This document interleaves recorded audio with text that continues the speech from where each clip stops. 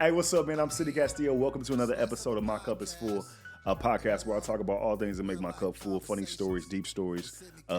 Listen, before I even get started, August 22nd, I'm going to be in Atlanta at the Uptown Comedy Corner. Get your tickets. They just went on sale. I need to sell out. August 22nd, Atlanta. I got Brandon Lewis coming with me. I got a guest spot by Keisha Edwards, so make sure y'all please show up, get the tickets. Link is in the bio. Also, My Cup is Full merch. Link is in the bio. Go grab it. We got hoodies. We got bucket hats. We got coffee tumblers, all that jazz. Now, I appreciate y'all, man, for tuning in. I appreciate y'all. We monetized officially. We got over 70,000 views in 3 episodes. Pretty dope. All right, so let's get to it. As a baby, I was stabbed, right? The doctor came in and told my mom, I stabbed your baby. I'm fucking around. I just felt like the first 2 episodes was so fucking like serious. Everybody like, damn, what kind of trauma does he have? You know my story. At first, I was trying to model, right? Don't judge, right? They said absolutely not, and I got into stand-up, right? So now I'm waiting tables, right? And as I'm waiting tables, like I'm still booking work, right? So like I booked my first job on TV in 2007, Bad Boys of Comedy Season 2. It's on HBO. They found me on MySpace. I'm a geek, dog. I'm geek. I call my homeboys like, yo, I think we about to be on, right? They fly me to New York, right? They put me up. I'm like, oh shit. I perform in front of like 2,500 people. Right? I'm nervous as hell, right? What's his name? Dougie Fresh is announcing me. I go on stage. He's like, give it up for Sydney Castillo. And before I walked to the stage, I was like, he said my name wrong. But I said it out loud. I didn't care. Went to the stage. I was like, Brooklyn, what up? Crowd go crazy, right?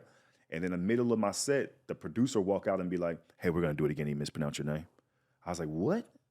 So now I got to go back out and redo the whole shit again, right? Nervous as hell. Still did all right? I'm like 25, 26, right? Now, the funny thing about entertainment is that job only paid $1,500, right? You're on HBO, right? You got wardrobe, you got all these things, and people are like, oh, you on. That job paid $1,500. So what that means, I still got to go back to waiting tables after having this beautiful experience. The limo pick you up, right? They got your name. Are you Sydney? I am, bitch, right? They take me down. They do all these things. It's so nice. And then I'm back saying, do you want that classic burger with cheese or bacon?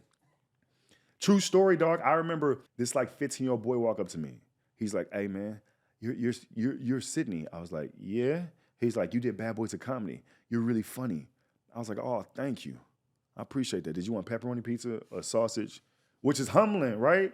My whole mindset is I gotta get out of waiting tables. Here's why I tell people stay focused in LA. Because you can make a lot of money in LA not doing entertainment, maybe at a job. It'll take you away from your dream. Or you can get involved into the nightlife. Because there's celebrities out here. It's a thing. It's a vibe.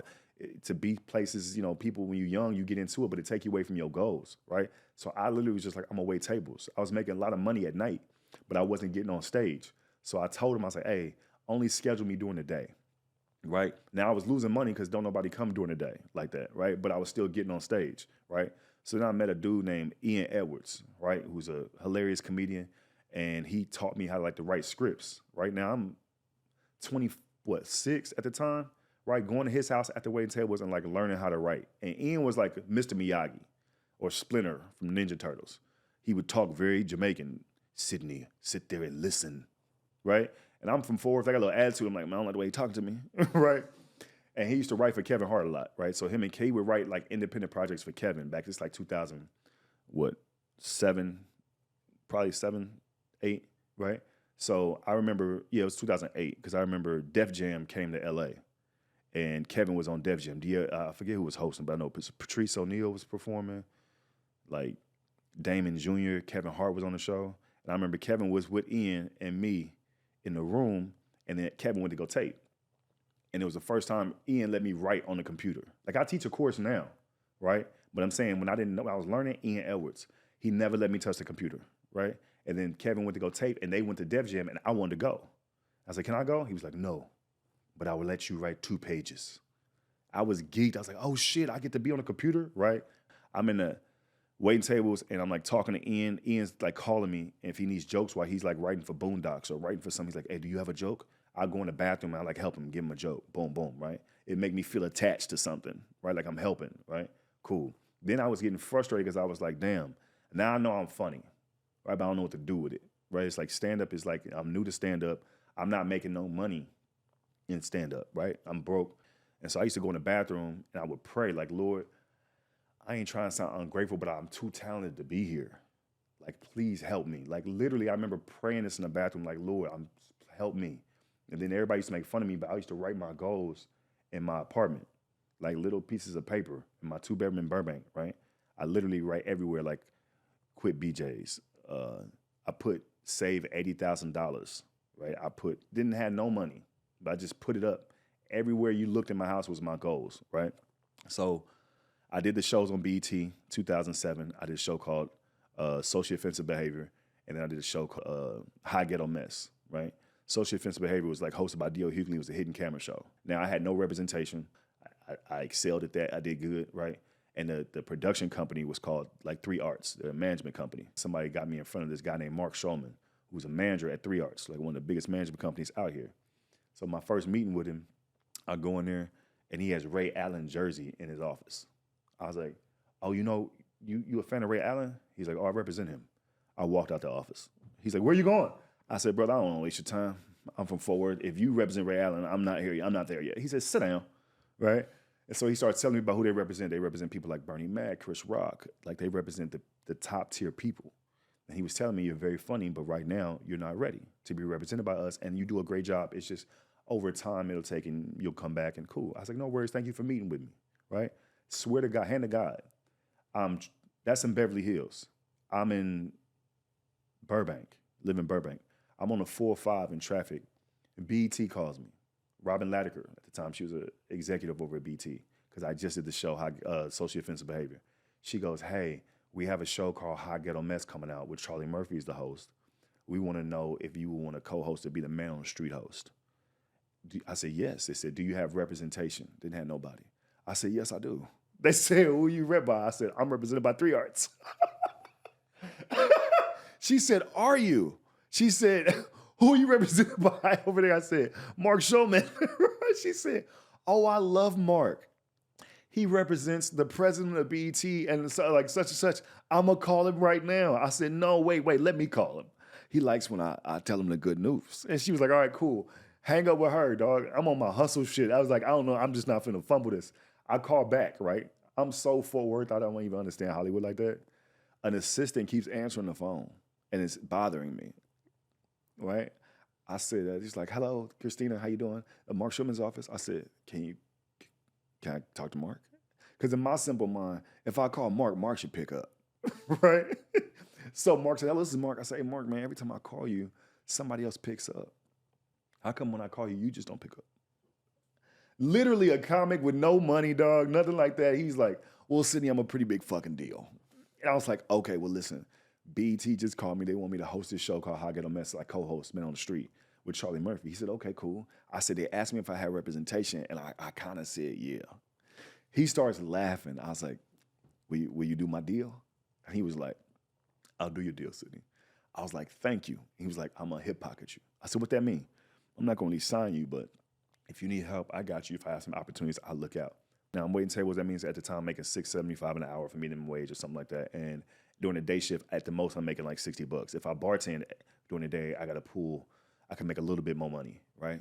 So Mark Shulman calls me, right? He goes, hey, we have our first offer for the High Ghetto Mess show. I said, okay, what is it? He's like $9,000 all in, but I don't like that. I said, Mark, I love it. I love it. Don't worry about it. Let's deal. It's a deal. He's like, no, Sydney. Let us do our job and let us negotiate. I said, okay, that's fine. Do your job. But understand, I'm so happy with $9,000. Like, I'm so happy, right? He hangs up, right? He calls me back the next day. He says, Sydney, we closing on the deal, right? It's $12,000. I was like, okay. He said, plus the 10%. He goes, that's already on top. Don't worry about that. And he goes, they can only work you for 10 days. I was like, word? He was like, yeah. I'm like, bet, right? Bet. Now, boom, doing that, right? So now I'm extra geek, dog. That's 2007, right?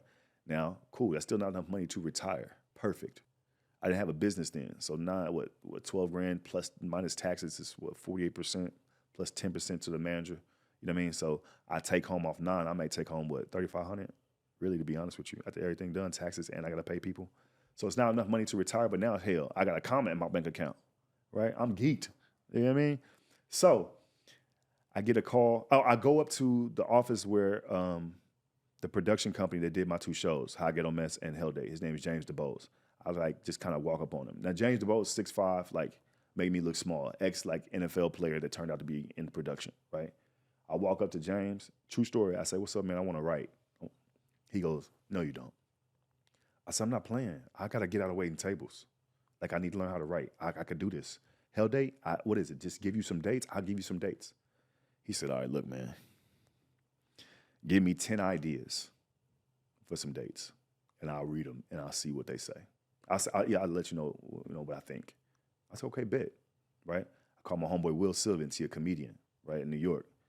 I said, hey, man, he wants 10 ideas. He Haitian. He's like, you're going to send him 50. I said, no, nigga, he asked for 10, right? He's like, you want the job? If you send him 50, you undeniable. Regardless if they're good, he gonna say, like, damn, he did 50 ideas. I sent that man 50 ideas for dates. And the way Hell Day work is you don't write lines. You write episode ideas, like pottery. You go on date in pottery. You go wine, sip, paint and sip. You go roller skating. You got to think of 50 ideas, and they already had a season 1, right? I submit that to him, right? He called me back the next day. Right? Now, look, this is February 6, 2008, right? Because I quit my job February 7th, 2008, which was a Friday or a Saturday, because I had to start work that Monday. He called me. He was like, hey, man, you got the job. I said, you for real? He said, yeah, I'm a high user writer. I said, oh, man. He said, I don't have no money. The show ain't got no money. All I got is $1,000 a week for you. Done.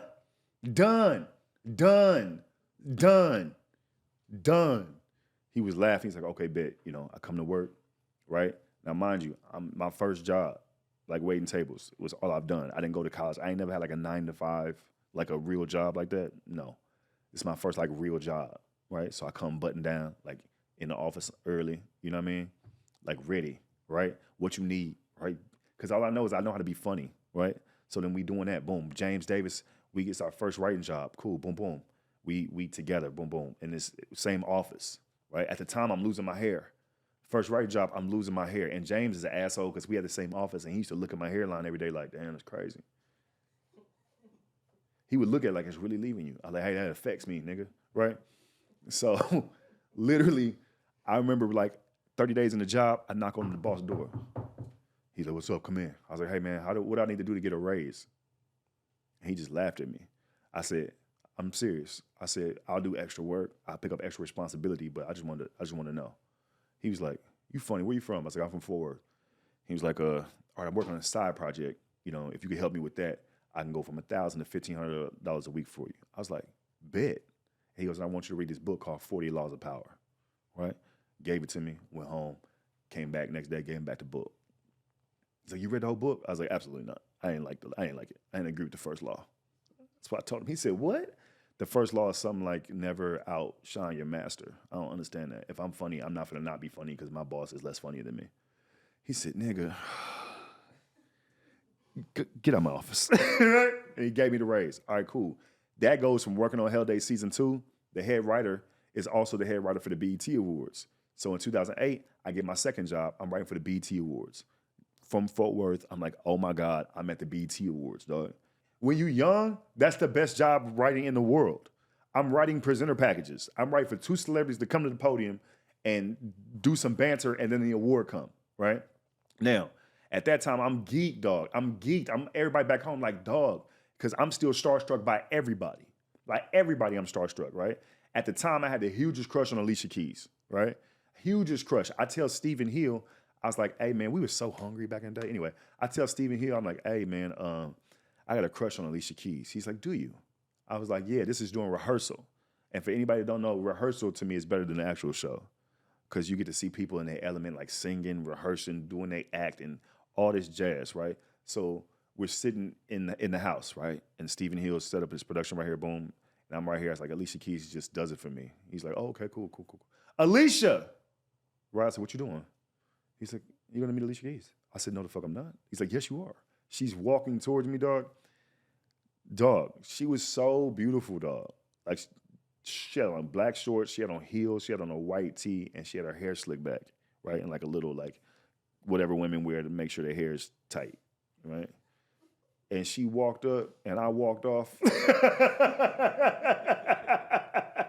Steven was like, Sydney, where you going? I was like, man, whatever, dog, I'm out. All right, and I couldn't do it. I don't know why, I just couldn't, right? Cut to, they hired me to work again in 2009. Now, this is when I quit reading comments. Literally, I don't read comments like that. I might get into it, but 2009 BET Awards let me know that the public online, y'all just say anything. Like some people just look to complain, so they go to the show that online they just complain. 2009, I learned that. So 2009 BET Awards, my second BET Awards. I'm less starstruck, but we got a job to do, right? I got my favorites. Taraji P. Henson, I've never met her besides this moment, will forever be in my head. I remember I was such a nervous writer in the green room, and I got to prep the celebrities before they go on stage. And some of the celebrities are assholes, right? I'm just getting the first taste of that, right? And this woman, I won't say her name, my job is to go make sure that you're prepped before you go on stage, right? And I remember going up to this lady, right? My boy had pictures of this lady growing up in his room. I hit him like, yo, you know what I mean? It's her, right? She's having a conversation, but my job, they say you need to interrupt her because we got to get her ready because she's next. I walk up, I say, I'm so sorry, Miss.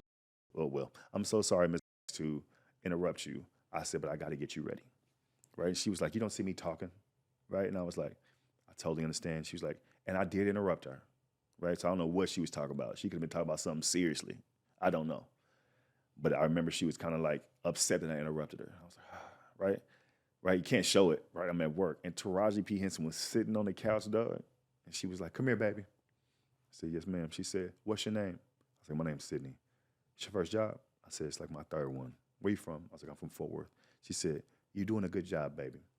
Don't let no personality in here rattle you. You're doing a good job and you're necessary. Dog, I took a deep breath and I was like, this is why I love black women, dog. Even if they're not like, you know what I mean? Even besides romantically, it's like they look at you like family, like the right ones, like the family. It just calmed me down, right? Boom. I know that was 2008 award. So 2009, this year I quit reading comments because Michael Jackson died 2009, right? He died 2 days before the awards were supposed to air. So for all the little idiots that was online, right? That means we write a whole show for a month and a half. You book acts, you know what I mean? We have a whole board of who's coming to the show and what is going on in each act, right?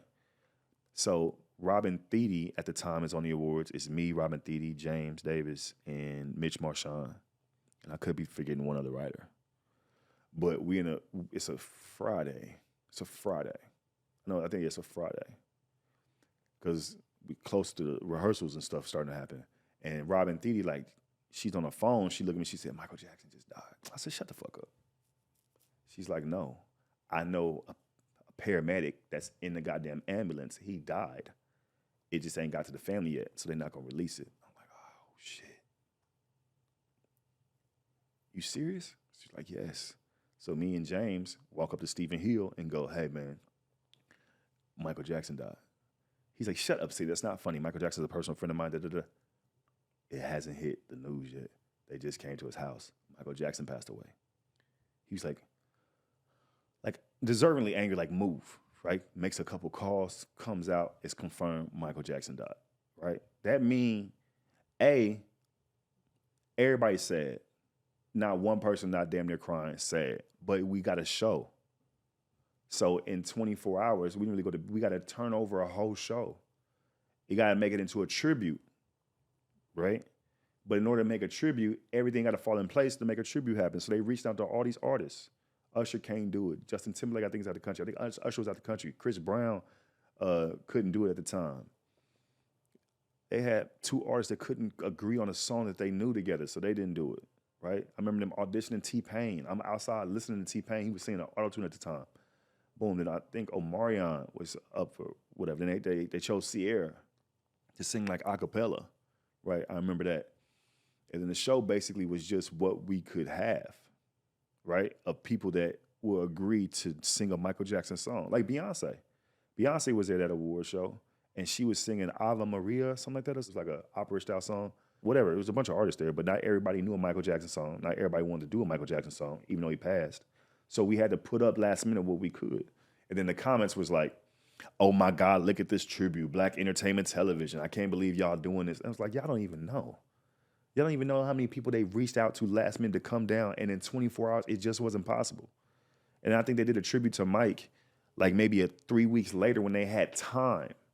I think at one of the convention centers, and everybody came down, and it was this big thing, and people like, that's how you do it. I'm like, they had so much time to prepare, right? But still happy, right? Then I get fired from the BT Awards, right? Pissed, right? Pissed, dog. Pissed. Because at the time, I thought I was coming back, right? I was like, okay, bet I'll be back for 2010 BET Awards. And Jesse Collins, to this day, is still my man, right? He was like, hey, Sid. I said, man, when we coming back? He's like, I can't bring you back. I was like, what you mean? At the time, me and another writer, weren't getting along, right? And so he had to, appease his head writer. And I totally understood, right? I said, thank you, Jesse. I love you. And to this day, Jesse still meets with me. I've worked since on the BET Awards, right? I've written on several since this. At the time, couldn't get brought back. I was pissed. I was so mad. Turned my Intrepid around. My Dodge Intrepid went home. I was pissed, dog, right? Because then I'm like, damn, what I'm going to do? That's like my momentum. Like I was working. I did 2 BET Awards. I had done, 2 TV shows. I did this show called, another show I did. I'm like, boom, what am I going to do? So now I'm irritated because now it's 2010. I don't know, like, what's going on with my career because I'm not waiting tables. And it's like once you leave waiting tables to pursue your dream, it's hard to get back in the flow of getting back. Maybe it's ego, maybe it's pride, right? I don't know. But 2010 was my first like rough year as an artist trying to survive, not knowing what my next move gonna be, right? You find out about unemployment and you're like, oh, sweet, right? Okay, they'll pay you not to work, bet. You know what I mean? So then 2011 hit. I had this audition, right? And at the time, I'm auditioning like to write, right? But they cast all the writers. I'm like, all right, cool, for the show called Living Color. They bringing it back. The point of it is they having the 25th year anniversary in Living Color. They're going to have the old cast back with the new cast, right? And at the time, I was auditioning. Like, all right, cool, I want to write. Cool. I'll audition to be on it. Cool. You know what I mean? I didn't really think much of audition. I was like, maybe I'll get a writing gig, right? And I do this joke back in the day. I used to have a gang member who loved God, right? He a Crip, but he loved Jesus, right? So I used to like put my feet a certain way and do this character like, dear heavenly cuz, I come to you humbled and bewildered, my nigga, right? I used to do this whole bit about it, right? And Keenan seen it, Keenan Ivory Wayne. So I was at the comedy club and he was like, so funny. That is so funny. That is so funny. And I was like, that's Keenan Ivory Wayne. It's like, okay, bet, right? Now at the time, I only knew Damon Jr. of the Wayans because we started comedy at the same time, right? By the way, I love you, Damon. He know that. I think Damon, when people say one of my favorite comedians, Damon Jr., right? By easy.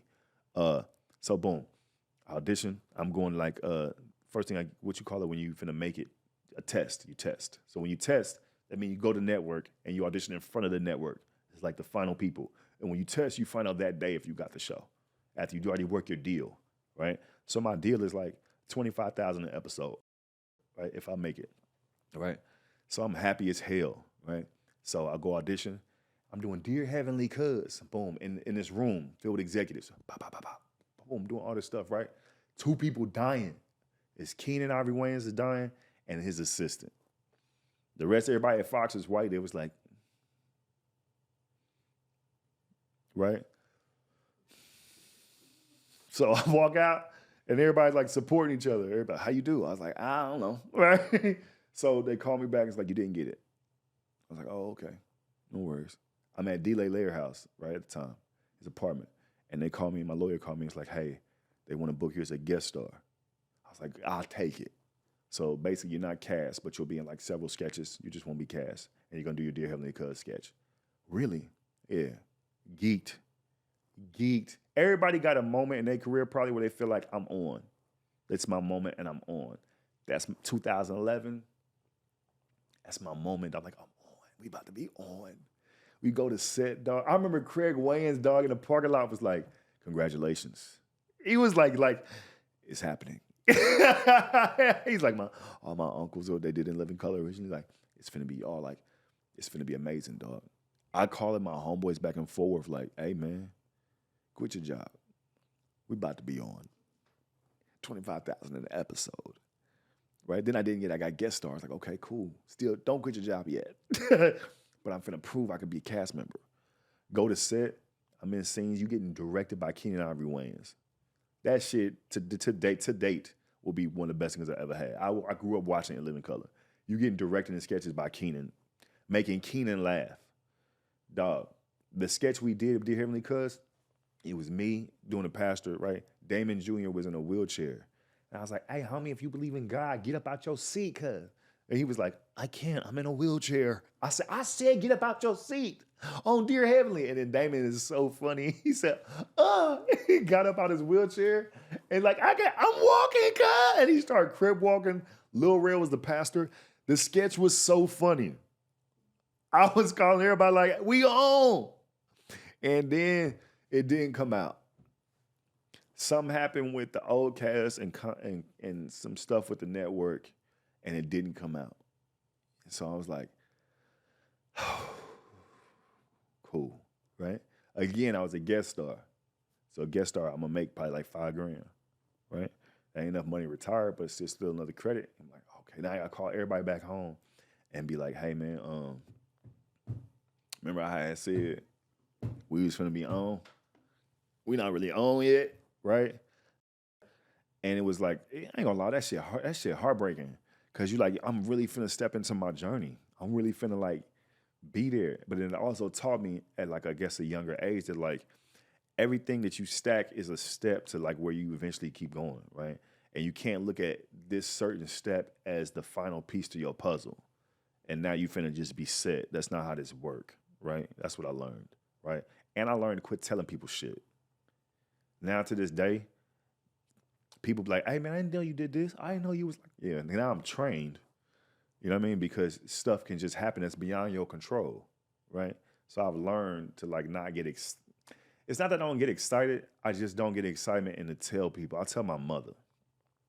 You know what I mean? Or I'll tell my family. You know what I mean? But like, I'm not big on like telling my business just because I've learned. You know what I mean? So that's 2011. Now 2012, 13, it's like, all right, what we doing, right? Getting a little difficult. Financially, it's a little difficult, right? Like, I'm in that position where like, all right, cool, people know I'm right, people know I'm funny, right? I did Comic View in between these things, like, you know, stand up, cool. Now celebrities want to like waste my time, right? And I do that to a lot of young, funny people. Like a lot of celebrities will like approach you and you fan them at first, like, oh, okay, cool. And then like try to like pimp you for information or use you for like all this other shit that you ain't really paying for, right? And I had one weird dude. I told my homegirl that she was like hooking me up with him, like to write with him, whatever. I said, hey, buddy weird. Buddy weird. She was like, no, I think it's a good contact. He's weird. I smoked with him one time and I've never felt like something was in some weed where I was like, yo. I looked at him, I was like, oh, nah, right? Oh, nah. Like, I don't know what he on or what kind of party this is we was at. I got out of there. You know what I mean? I was like, hey, I got home, but something's in the weed. Like, nah. So I'm doing that. Like, different celebrities come by the house. Hey, we got a project for you. If you could write this project for me. I know you're a young writer. One celebrity who I look up to, dog, since a kid, asked me to write a whole movie for him for $5,000. Now, to a nigga who hungry, I'm in your mansion, and you like, hey, can you write this movie? I think you're really dope. How much? He's like $5,000. We'll give you $2,500 up front and $2,500 when it's done. So then it's like, damn. Then I found another producing job. Cool. This show called Breakdown. All right, boom, we back on. Right. So when you're writing, you get the right job. You know what I mean? You're making some good money. Right. Boom. So now 2013, I'm in this job. I'm working for like 6 months. Right. Bread getting good. Right. Now it's a show called Funniest Wins. In 2013, they casting for on TBS. Right. Marlon Wayans is hosting it. Right. Now at the time, I know of Marlon. We still not cool like we are now. Right. They casting the show. All right, cool. I don't really know what it's about. I know they doing like a competition show. That's all I know, right? True story. And so they taking people from Vine, people from YouTube, comedians, and they piling them all together. And we're going to do like this competition. That's all I know. All right, cool. I go to the first audition. It's a personality test. Killed that, right? so then they bring you back. And now you like doing other things. And then the second thing I learned that it's money involved. If you win $100,000. I called my manager at the time. I said, did you know it's money? If you win this, it's money? Because I told her I don't want to do no competition shows. I don't like them. I don't want to compete with another person to prove I'm funny because it could go in other people's hands. I don't want to do all that. And I told her I didn't want to do funniest wins. She just go to the audition. So I said, did you know it was $100,000 if you win? She said, shut the fuck up. Yeah, I'm going to do the show. Yeah. So now, all right, cool. They casting for the show. Tiffany Haddish on there, Billy Sorrell, Christina Bazinski, Jenny Zagrino, a bunch of other people on that show, right?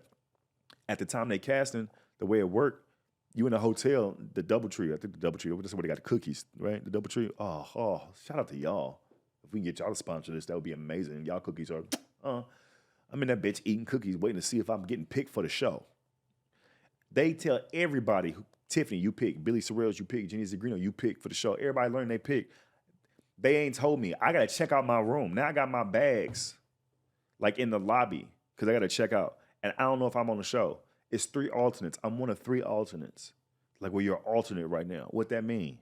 That mean we haven't decided. We got till midnight to let you know. So I don't have a room no more.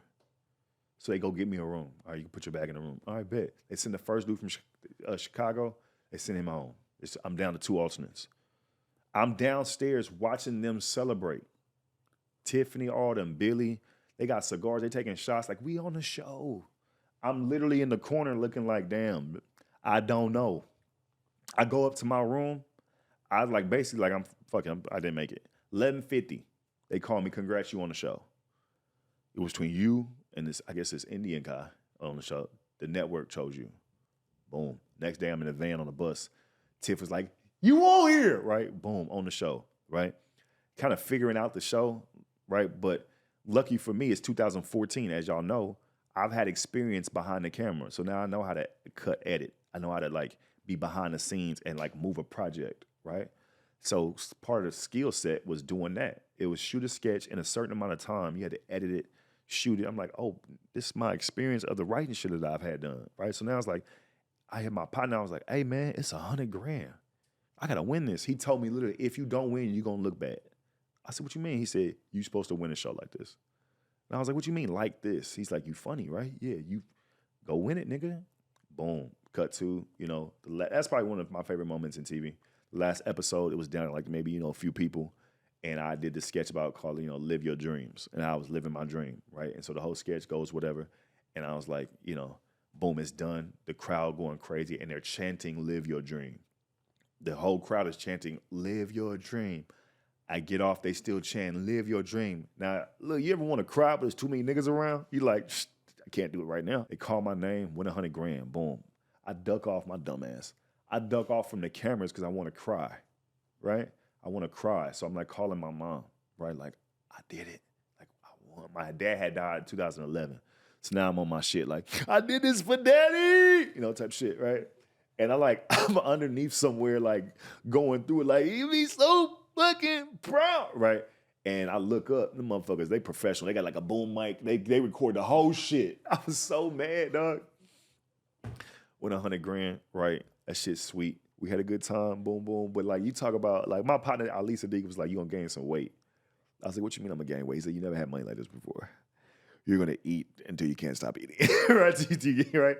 I literally remember me, I hope you don't get mad, me, D-Lay, and a comedian named Chase, and we was going to Boa Steakhouse at the time, right? And to us, that was like, we finna spend some money.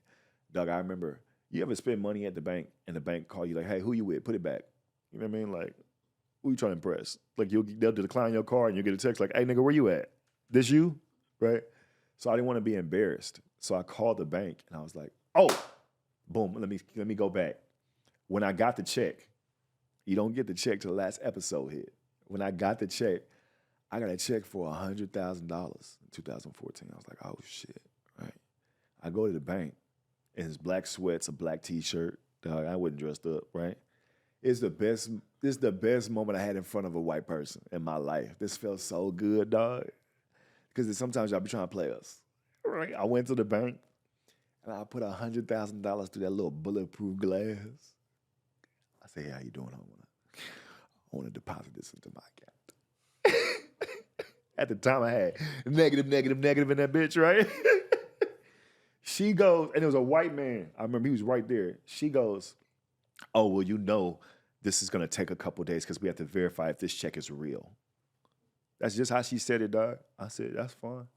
Go ahead, take up, but it's still, can you deposit it for me? She said, oh, $70,000 will be available right away, and another $30,000 will be available, and like da-da-da-da. The white man over here was like, looked at me, I said, everybody have a nice day. Called my homeboy like, nigga, we on, nigga. What do you want to eat, right? I went home, dog. Look, you would think I splurged on like a bunch of like shit, but what I did exactly what Ali said I was gonna do. I called my homeboy like, get up. Where we going? We finna go to Bo. It's on me, right? Called Chase, get up. We went to Bo in Santa Monica. I called the bank. Hey, how y'all doing? I'm new to having money, and I know y'all be stopping my shit. Could y'all not embarrass me right now? Because I'm with my friends and we finna eat good, right? And it was like, no, you're good. You have like, you could spend $3,000 or $3,000 or $5,000 before we flag your account now. I was like, for real? It was like, yeah. I was like, bet. We ordering shit I don't eat just for the look of it. You know the little seafood tower that be smoking when you get it? Give me 2 of those, right? Give me whatever drinks. My boy D-Lay started crying. I love you, D-Lay. But he was like, basically, we always emotional because we always open for people and the headliner always took us out. And now we in a position to finally like do stuff for ourselves. You know what I mean? And in the whole journey, like waiting tables, not knowing when your money gonna come, all that shit. It's like, damn, we in a position like, damn, we can have really some fun. I went to Dubai, right? Scariest thing I ever did, but I was like, fuck it. Went to Dubai by myself, solo, stupid, right? Went there, stayed an extra couple days, went to the Burj Khalifa to talk, doing all this shit, taking pictures, right? I rode a goddamn, what do you call it? A camel. I'm on a camel. I got a picture on a camel in the sand in Dubai, right? Boom. My boy told me every time you make some money, go out the country and put your feet in the sand or some water somewhere as your way of like peace. Okay, bet I'm on it. Boom. Look at me. I never been into fashion. I bought every Jordan that I could think of that I never had growing up. I had a plug. I was like, hey, he said, how many shoes you want? I was like, I don't know, 12 pair. He was like, 12 pair? I was like, yeah, don't trip. James came to my house. He was like, bro, what are you doing? I was like, I ain't never really had Jordans like that. He was like, nigga. Then Marlon was like, how's the money? I was like, it's leaving me. Anyway, I got to wrap this episode up. Spending money, having a good time, right? Living my life, traveling the country, like not even the world. I went to Dubai, but like just like really enjoying my time, right? So then it's like, all right, cool. Then life happened, boom, right? Brother died, 2017, boom. Marlon, at the time, when I say I'm from Forward, I be saying that because I didn't really, I'm a dude from Forward that never really went to Dallas like that, right? So like I know Forward, I never really left the country, right? I went to Dubai, listen, before then it was like Indiana, you know what I mean? Like a couple places, but not like that, right? Touring, stand-up has taken me everywhere, right? My brother died, Marlon, like at the time I had a girl, which became my fiance. He was like, I'm gonna take you out the country to get away from your brother. I was like, all right, where we going? He's like, because we got a show in Lebanon, right? We had literally a show in Lebanon. I was like, all right, cool. Before there, we're going to go to the Maldives. And I was like, all right, what's that? And he was like, what? I was like, I used to always say this. True story. I used to always like, don't make fun of me, nigga, just explain. Right? That was my thing. Like, just explain. He'd be like, it's a very nice island that people like to go to, Sydney. Don't tell your girl, right? I said, don't tell her. He said, no, just tell her we're going to the airport. And then she'll figure out when we get to Dubai where we're going, but don't tell her. I'm like, all right, cool. It take 14 days to get to the Maldives, right? Now, we have cool seats. Marlon come back. He got on pajamas. I was like, you have a change of clothes? He's like, they'll have a shower on this plane today. I said, get your rich ass away from me, right? Now, at time, now me and Marlon cool, right? We in the Maldives, dog. I'm in the Maldives, right? Now, look, I got a little money at the time, right? What to me is some good money, right? If I'm in Texas balling, right? Now we get to the Maldives. Literally, we get there on a boat. When we arrive on the boat, we staying at the Four Seasons, right? That's Marlon's middle name is Four Seasons, right? Four Seasons Hotel. So we ride up on the boat. They got people like playing music and shit, like do all this shit when we get there, all this shit, like thank you for coming to spend your money type shit, right? So that night we all go to the bar, right? I'm like on some like, I'm gonna show my appreciation, right? I'm gonna get 2 cigars for me and Marlon real quick, right? $220. I was like, oh shit, okay, well, we are in Maldives, right? I bought 5 shots for us, 4 people, and then like one stranger that was just around. Like you there, you're the only people in the bar. 5 shots. Easy over $200 something, right? I was like, that's crazy, right? And then I told Marlon, I said, hey, man, I'm 500 in, right? I've been here an hour. He's like, man, don't trip. I got everything. I said, no, I'm grown. He's like, Sydney, this trip might cost like $100,000 for me, but don't trip. I said, literally, and the guy said, what the fuck are you doing? You ain't have to bring me here, nigga. I'm from Fort Worth. We could have went to San Diego. We could have went to somewhere in LA, nigga. You ain't got to bring me here. Like, save your fucking money, dog. Why are you spending that much money? And he was like, that's why I fuck with you, dog. You like my real friend. You ain't worried about the money. Sydney, I just shot a special. I just shot a whole TV show. I have a deal with such and such. I'm doing okay. I was like, I understand, but don't lose this money, nigga. Right? Like, he was like, I'm not you. I got it. Right? I remember being in there, dog, me and my girl at the time. We ordered chicken wings, a club sandwich, a salad, and 2 drinks. I'm going to say it again. We ordered chicken wings, room service, chicken wings, a club sandwich, a salad, and 2 alcoholic beverages. When we went to go pay for it, I said, you pay for it up front. Like, I'm going to go pay for it, babe. She come with me, right? They say it's $444. I said, no, you got Marlin room. I had the chicken wings. She said, yeah, the salad, the club sandwiches, and 2 drinks is $444. I gave her my card. I looked at her. I said, start laughing. She started laughing. She was like, nigga, where are we? So anyway, while I'm at that trip, BT calls me, right? So what I'm not saying, if BT called me, that means I've done enough work in the business now since 2017 where I have relationships with people. So the network calls me like, hey, there's a show called 50 Central. We want to hire you to come in and be the head writer for like the second half of the season, right? It's with 50 Cent. We're trying to like revamp the show to see what we can do with it. We've already invested in it. Cool, can you come? And I was like, coolest shit in the world. You ready? Yeah, I'm in Maldives right now. I can't get back to like, then I got to go to Lebanon for a show. Dog, it sounds so player. I'm in Maldives right now. Then I got to go to Lebanon. I could be back like a week and a half. They were like, oh, wow. Oh, that'll work, right? I get there. I don't think I ever told you the story, right? I don't know. And I get there and I meet 50 Cent. Now, to this day, 50 Cent, one of my favorite artists. When he came out with Get Rich or Die Trying, I was waiting tables. I remember when that shit. I was like, this is the best album in the fucking world. Every song. Man, all that. I love that album. Now, at this time, I met enough celebrities where I'm not starstruck, but it's like, okay, bet. All right, I meet 50. He really super nice. He's so nice it throw me off.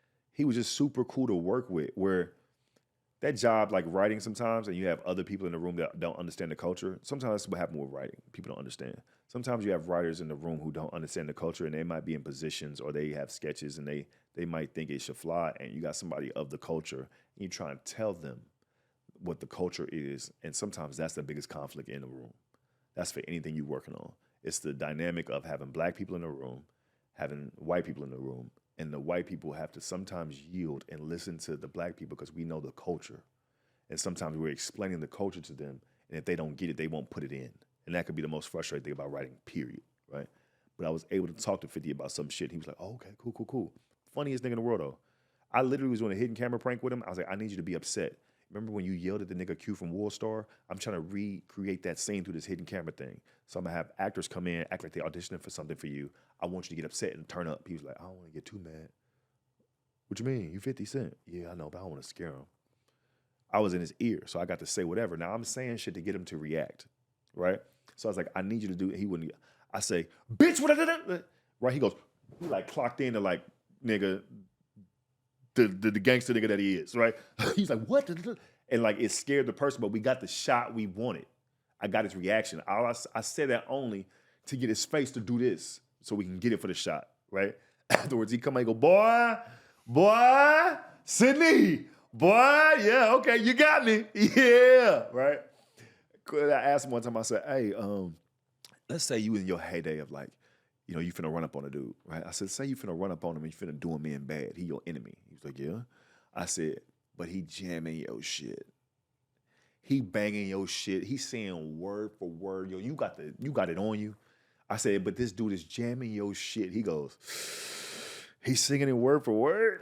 I said, he's singing it word for word. I gotta let him make it. So then, boom, 2017, 2018, I'm about to maybe start writing for my first sitcom, right? Boom, I'm happy. Don't get the job, right? I punch on a pilot, which means I'm at the taping and I'm giving jokes to this TV show called Marlin on NBC. tried to apply for it, gave them my writing sample. They liked it, but other people had better samples. Cool. I went to go work on another show. At this, I'm in my groove here. 17, worked on the show. 18, worked on the Comedy Central show. 18, did 2 or 3 shows. Boom. 2019, pop off, right? Get engaged. That'll be another episode, right? I'm getting engaged, making the most money I've ever made in my life, right? I shot 6 commercials. Then I'm on writing on another show, The Neighborhood. The Neighborhood paid $5,000 a week. I'm just gonna tell you, I pay $5,000 a week. I'm there for 3 months. Plus, I got 5 commercials airing for USAA Bank, right? They airing, and I'm making that bread, right? Now look, I'm making good bread, but I'm still from Fort Worth, Texas, so I still have like principles I was raised on. I was raised by an old man, and sometimes them principles don't go along with like working, and you stand on your principle, you lose the job, right? So in entertainment, sometimes behind the scene, they talk crazy to you. They almost talk like coaches talk to their players. But he was snapping at everybody in the room. Like if you pitch something, he'd be like, that's silly. You pitch something, he was like, what are you thinking? Type shit. Like he was just being rude. I go outside, I call my boy Rodney and say, hey, dog. I FaceTime him. So I'm FaceTiming him. He could see like stage such and such. I'm on Universal a lot. So, hey, man, something ain't vibing with me, dog. Buddy in here talking crazy. I said, I know he gonna say something to me. He said, Sydney. I said, what's up? Don't you lose this goddamn job. So he said, don't lose his money. I said, I get it.